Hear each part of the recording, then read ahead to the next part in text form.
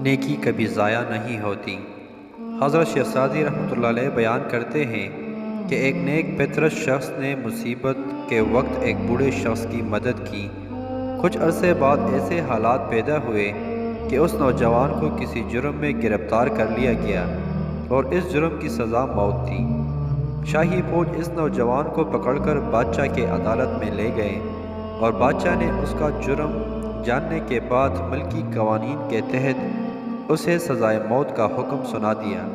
مقدمہ کا فیصلہ ہونے کے بعد جلاد اس نوجوان کو مقتل خانے میں لے گئے اور اس کے قتل کا مناظرہ دیکھنے اس زمانے کے رواج کے مطابق شہر کے ہزاروں لوگ اکٹھے ہو گئے۔ ان لوگوں میں وہ بوڑھا شخص بھی تھا جس کی اس نوجوان نے مصیبت کے وقت مدد کی تھی۔ اس بوڑھے شخص نے جب اپنے محسن کو اس حالت میں دیکھا تو اسے اب بہت افسوس ہوا۔ وہ سوچنے لگا کہ کون سی ایسی تدابیر ہو کہ میں اپنے محسن کو بچا سکوں۔ بالآخر اس کے ذہن میں ایک ترکیب آئی۔ اس نے شور مچانا شروع کر دیا کہ لوگوں، اس ملک کے بادشاہ کا انتقال ہو گیا اور ہمارا ملک یتیم و بے آسرا ہو گیا۔ لوگ بوڑھے شخص کی بات سننے کے بعد ہجوم میں کھلبلی مچ گئی اور جلاد بھی اپنی تلواریں پھینکتے ہوئے محل کی جانب بھاگ پڑے۔ اس افراتفری میں اس نوجوان کو وہاں سے بھاگنے کا موقع مل گیا۔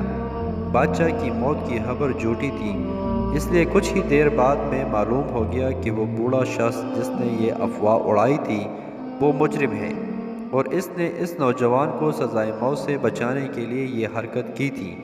شاہی فوج نے اس بوڑھے شخص کو گرفتار کر کے بادشاہ کی عدالت میں پیش کر دیا۔ بادشاہ نے اس بوڑھے شخص سے دریافت کیا کہ تو نے یہ حرکت کیوں کی اور ساری عوام جانتی ہے کہ ہم انصاف کے تقاضے پورے کرتے ہیں، پھر تو نے ہماری موت کی آرزو کیوں کی؟ اس بوڑھے شخص نے کہا کہ اس نوجوان نے میرے ساتھ نیکی کی تھی اور میں نے اس کی جان بچانے کی غرض سے یہ افواہ پھیلائی۔ بادشاہ نیک فطرت تھا، اس نے اس بوڑھے کو اس اعتراف پر معاف کر دیا اور اسے انعام و اکرام سے نوازا۔ وہ نوجوان اس مقتل گاہ میں سے فرار ہونے کے بعد جا رہا تھا کہ ایک واقف نے اس سے پوچھا کہ تو جلاد کی تلوار سے کیسے بچ نکلا؟ اس نوجوان نے کہا کہ میرے ایک معمولی سی نیکی نے مجھے بہت بڑا فائدہ پہنچا دیا اور میں مقتل گاہ سے بچ نکلا۔